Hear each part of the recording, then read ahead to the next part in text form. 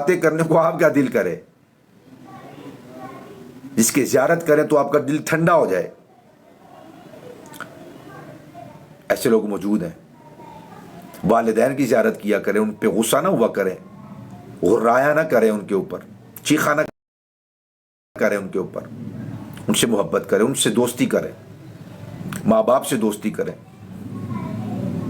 شادی شدہ ہیں تو اپنی بیوی بچوں سے دوستی کریں، ان کو اپنا ہمراز بنائیں، ان سے دعا کروائیں۔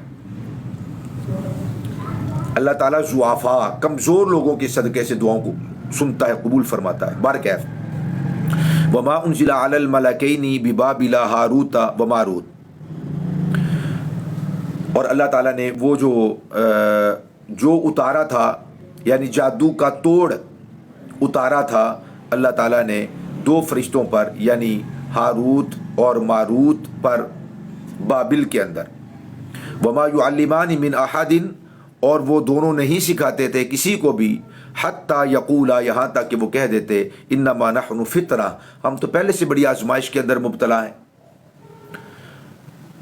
ہم تو پہلے آزمائش کے اندر مبتلا ہیں۔ فلا تکفر، سو تم یہ جادو سیکھ کر کفر میں نہ پڑ جانا۔ جب بندے کے پاس طاقت ہوتی ہے تو اس کا دل تو کرتا نا کمزور کے اوپر وہ غصہ دکھائے کمزوروں کو۔ جب بچے جوان ہو جاتے ہیں، جب چلنے کے قابل ہو جاتے ہیں، بھاگ دوڑ کے قابل ہو جاتے ہیں، بولنے کے قابل ہو جاتے ہیں، کسی پہ زور نہ چلے تو ماں باپ پہ تو زور چلتا ہی ہے نا ان کا۔ شور سے آپ کا کسی پہ زور نہ چلے، بیوی بچوں پہ تو چلتا ہی ہے نا۔ تو اس وجہ سے انہوں نے کہا کہ تم یہ آزمائش میں نہ پڑو، تم آزمائش میں نہ پڑو۔ فَيَتَعَلَّمُونَ مِنْهُمَا، پس وہ ان کو آگاہ کر دیتے تھے، اس کے باوجود وہ ان سے جادو کا علم سیکھ لیتے، لیکن آپ پہلے ان کو منع کر دیتے تھے کہ اس کا استعمال، دیکھیں نا بھائی، ایک چھری ہے، ایک چھری ہے، چھری کے تو استعمال کرنے والے نے کرنا ہے نا۔ بنانے والے نے تو چھری بنا دی ہے، بنانے والے نے تو چھری بنا دی ہے نا بھائی، اب اس کا استعمال جائز ہوگا یا ناجائز ہوگا۔ تو وہ جادو ان کو سکھا دیا کرتے، تو اس کے ذریعے سے زیادہ یا وہ جو کلمات تھے وہ اس کے ذریعے سے جادو کا توڑ کرتے، مگر انہوں نے جو اکثر لوگ تھے ان میں باغی سرکش جو لوگ تھے انہوں نے ایسا وہ نہ کرتے، بلکہ حتیٰ یقولا فَيَتَعَلَّمُونَ مِنْهُمَا مَا يُفَرِّقُونَ بِهِ بَيْنَ الْمَرْءِ وَزَوْجِهِ، پس وہ سیکھ لیتے ان دونوں سے ما یفرقون به بین المرء و زوجی، مرد اور عورت کے درمیان وہ جدائی ڈالتے۔ وما هم بضارین به من احد الا باذن اللہ، یہ بھی یاد رکھیں کہ کوئی بھی اچھی چیز اثر نہیں کر سکتی یا کوئی بھی بری چیز اثر نہیں کر سکتی جب تک کہ اللہ سبحانہ و تعالیٰ کی ذات نہ چاہے۔ میں نے ایک دوست کو دیکھا، سال ایک ہوا ہے، کسی لڑائی اور جھگڑے میں کارتوس کا پورا بریسٹ ان کو بالکل قریب سے 1-2 فٹ کے قریب سے ان کو لگا، اور یہ پورا جو سینہ ہے نا یہ چھلنی ہو گیا، پورا سینہ چھلنی ہو گیا۔ کارتوس کے جو شرارے ہوتے ہیں وہ ایسے نکلتے ہیں تو وہ پیوست ہو گئے بدن کے اندر۔ تو وہ زندہ تھا، وہ بندہ وہ زندہ رہا، اس کا علاج معالجہ ہوا، وہ زندہ رہا۔ یعنی پورے کارتوس کے جو شرے تھے انہوں نے بھی اس کو نقصان نہیں پہنچایا، کیوں؟ اللہ تعالیٰ نے نہیں چاہا، وہ زندہ ہے۔ اور بعض اوقات محض ایک ٹھوکر لگتی ہے، سیدھی سی ٹھوکر لگتی ہے، کوئی مشکل مسئلہ بھی نہیں ہوتا، ٹھوکر لگتی ہے تو اس ٹھوکر سے بہت سارے لوگ جو ہیں وہ اپنی جان سے ہاتھ دھو پڑتے۔ خطرناک سے خطرناک ایکسیڈنٹ ہوتے ہیں، کھائیوں میں گاڑیاں گر جاتی ہیں، نہ جانے کیا کچھ ہو جاتا ہے۔ اللہ تعالیٰ محفوظ جن کو رکھنا ہوتا ہے تو ان کو محفوظ فرماتا ہے اور محفوظ رکھتا ہے۔ اور بعض اوقات ایک معمولی سی جو ٹکر ہے یا معمولی سی جو خراش ہے اس کی وجہ سے انسان کی موت واقع ہو جاتی ہے۔ بارکیف تو فرمایا کہ وما هم بضارین به من احد الا باذن اللہ، اور کوئی بھی نقصان نہیں پہنچا سکتا، کوئی ایک بھی جادوگروں میں سے، جادو ٹونا کرنے والوں میں یا مارنے والوں میں کوئی بھی کسی کو نقصان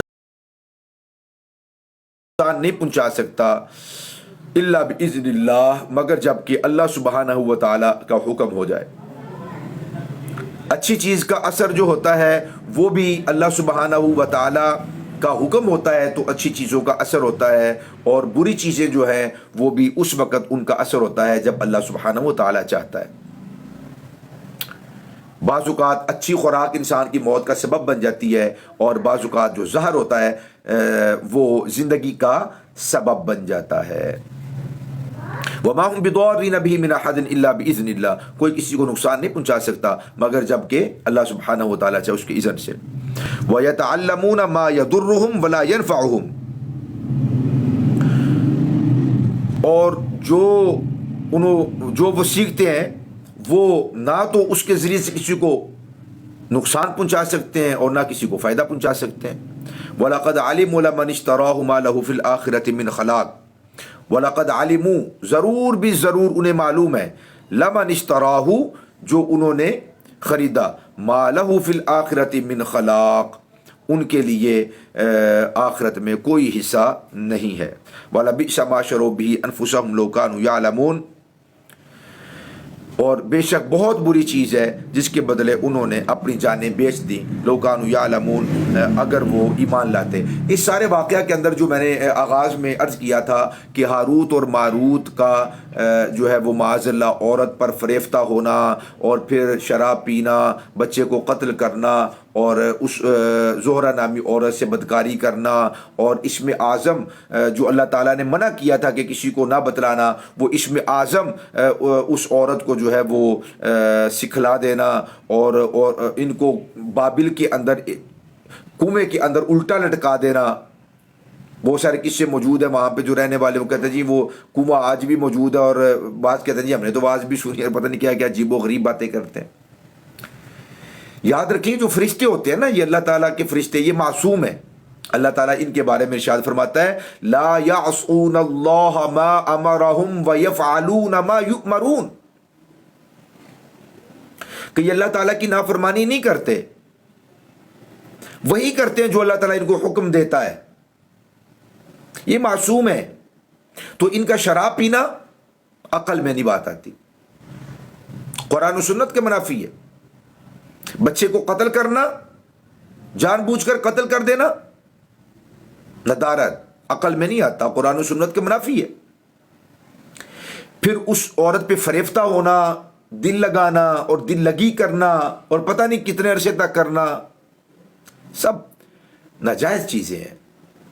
یہ غلیظ لوگوں کا طریقہ ہے، یہ غلیظ لوگوں کا طریقہ ہے۔ قادیانی صاحب جو مرزا قادیانی تھا وہ اس طرح کی حرکتیں کیا کرتا تھا، لعنت اللہ علی الکاذبین، لعنت اللہ علی شرہم۔ وہ اپنی مریدنیوں سے ٹانگیں بھی دبوایا کرتا تھا، اور اس کی جو خادمائیں تھیں اس کے سامنے آیا جایا کرتی تھی، یہ ان کی شلواریں سونگا کرتا تھا، اور خواب کے اندر یہ لوگوں کو برہنہ دیکھا کرتا تھا۔ اس کی خواب میں، مرزا قادیانی کی خواب میں لوگ برہنہ آیا کرتے تھے۔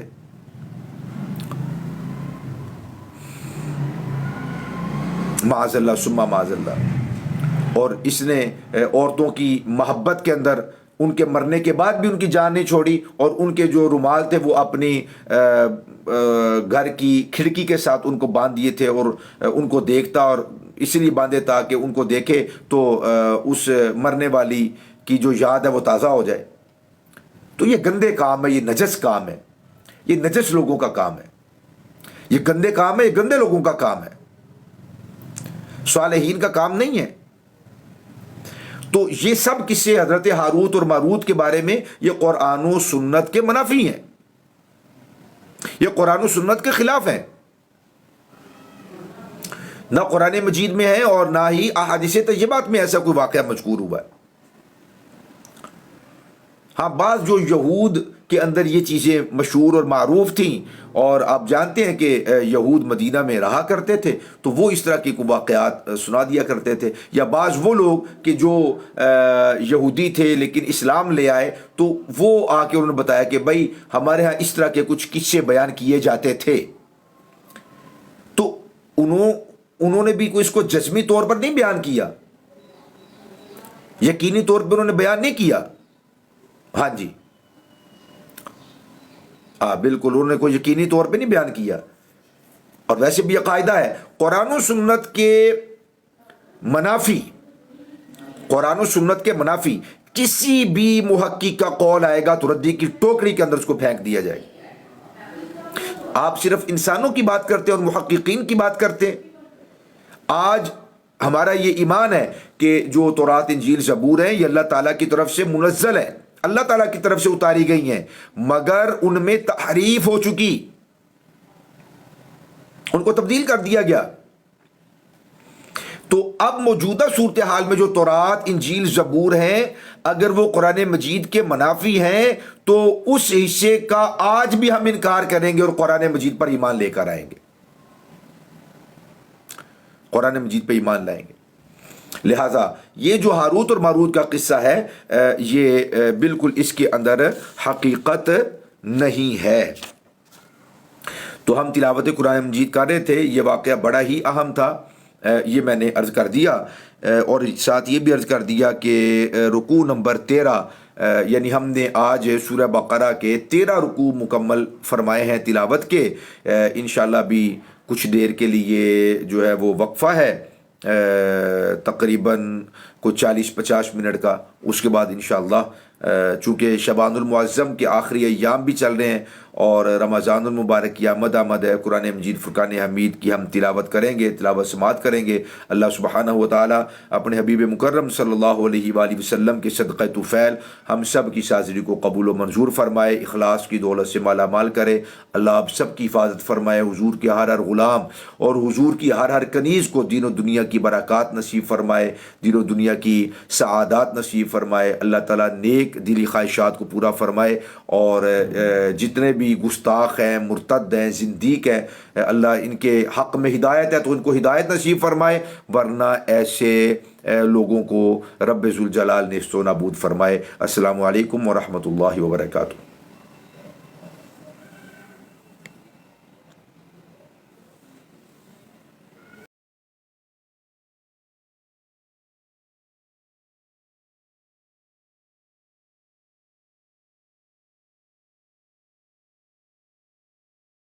پیر صاحب جی جی جی جی ہاں، کاسٹ ہے، وہ تو ایک آپ سمجھ لی جس طرح چودھری ہیں، جس طرح کیا ہے، وہ اس طرح کا ایک کاسٹ ہے نا، کاسٹ ہے ذات. فیملی نیم ہے، فیملی نہیں، نیم میرا ہے. مطلب رند بلوچ ہوتے ہیں نا ویسے.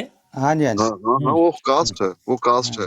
اچھا ٹھیک. جس طرح سے میں اسکانی ہوں. ایک اور بات، ہاں. یہ جو کچھ الفاظ میں نے سنے ہوں حضرت علی کے بارے میں ہوں کہ کیا پتہ نہیں مشکل کشا یا دستگیر، ایسا کچھ سنا، ایسا کچھ یہ مولا علی مشکل کشا، بالکل مشکل کشا. یعنی اگر مجھے کوئی مشکل درپیش ہے تو حضرت علی سے مانگوں. مولا علی کا نام متشاہ مرداں شیر یزداں قوت پروردگار لا فتح الا علی لسیف اللہ ذوالفقار ہے نا. آیا تھوڑی ہے آپ نے کون سی قرآن مجید کی؟ نہیں، قرآن مجید کی آیت نہیں ہے یہ ہاں، مولا حدیث علی ہوگی. کے مناقب کی بات ہے. حدیث میں آیا یہ مناقب؟ نہیں، مولا علی کی باتیں جو ہیں وہ ناج البلاغہ میں ہیں، ہاں ہاں اور جو ائمہ کا سلسلہ ہے، ائمہ اطہار کا، جی اس میں یہ سلسلہ چلتی ہیں نا باتیں. ہاں یا ہاں، حدیث ماشاء میں اللہ. شاید یہ آیا ہے کہ انا مدینۃ العلم والی جی جی جی بابوہا، ہاں، اور مدینۃ پھر آیا العلم ہے علی کہ العلم. من کنت مولا فاذا علی مولا. جی جی جی تو وسیع رسول اللہ کا ذکر آیا ہے. یہ ساری باتیں تو ہیں. جی جی. نہیں مطلب یہ میں یہ پوچھنا چاہتا ہوں، وہ تو باتیں وہ بھی قابل. یہ میں پیر صاحب آپ سے عرض کر دوں، یہ ہمارے جیسے پاکستان میں آپ کو پتہ ہے نا، جو اہل بیت سے اور حضرت علی سے محبت کرنے والے ہیں، تو ہر ایک نے اپنے جذبات کا اظہار شاعری میں کیا ہے. اس کا کوئی مطلب یعنی یا علی، قرآن پاک سے یا حدیث سے یا ایسا نہیں ہے، کسی بندے کی اپنی ذاتی عقیدت ہے، محبت ہے. نہیں میں وہی تو پوچھنا چاہتا ہوں حسینی صاحب سے، کیا مجھے کوئی پریشانی ہے تو میں حضرت علی سے مانگوں جبکہ مولا علی مشکل مشکل کشا؟ کشا کا نام لیں تو مشکل کشائی ہو جاتی ہے. مطلب مولا علی کا نام لینا چاہیے، اللہ کا نہیں؟ یہ کس نے منع کیا کہ اللہ کا نہیں، نام نہ لیں؟ اللہ پاک کی وہی اطاعت تو کرتے میں ہیں، وہی بس تو پوچھ وسیلہ رہا جو ہے نا ہوں آپ سے، وہ پاک رکھتے ہیں. ناراض مت ہو جائیں، جی غصہ کوئی مت ناراضگی کریں۔ نہیں، بڑے آرام سے. جی جی مجھے صاف شفاف جواب دے دیجئے جی کہ جی. میں جب مشکل میں ہوں تو مولا علی سے مانگوں، مشکل دور ہو جائے گی؟ مولا علی کے واسطے سے مانگ سکتے ہیں. مولا علی مشکل کشا کا نعرہ لگائیں، مولا علی مشکل کو یاد کریں جی جی تو اس سے وہ وابتغوا الیہ الوسیلہ ہے نا. جی جی تو وفتغوا الیہ الوسیلہ، اس سے تو کسی اور کا بھی ہم لے سکتے ہیں نام نا، یا صرف آپ مولا کی علی؟ مرضی ہے، لیکن مولا علی مشکل کشا تو پھر مولا علی جی ہے. اچھا، وہ جو وسیلے والی بات ہے وفتغوا الیہ الوسیلہ، اس میں میرے خیال میں وسیلے کو بتا دیا کون کون سے وسیلے ہیں۔ اس میں کوئی لسٹ تو نہیں ہے، لیکن مولا علی مشکل کشا کا نام تو ساری دنیا جانتی ہے نا. نہیں، نام تو میں بھی جانتا ہوں، تو میں یہ چاہتا ہوں صاف آپ کیوں نہیں کہتے تو مطلب کہ جب مشکل در جی ان کے نام کے اوپر مشکل کیوں پیش آتی ہے، جی ناراضگی جی کیوں ہے؟ وہ کہتے ہیں نا مومن اور منافق میں اگر پہچان کرنی ہو لگاؤ مل کے سب نعرہ علی مولا علی مولا. یہ تو کوئی قرآن نہیں ہے نا، یہ تو غلو ہے نا، غلو کے سوا تو کچھ بھی نہیں بھائی۔ اب جی یہاں پہ میری بات سن لیں آپ درست کر رہے ہیں. جی جی۔ بات غور سے سنیں. اب آپ یہاں مجھے بات کرنے دیجیے تھوڑی سی، جی جی کریں 49 بات صاحب، کریں، بسم اللہ کیوں نہیں. 49 صاحب تھوڑی سی بات تو کرنے دیجیے نا۔ جی جی اچھا بھائی، یہاں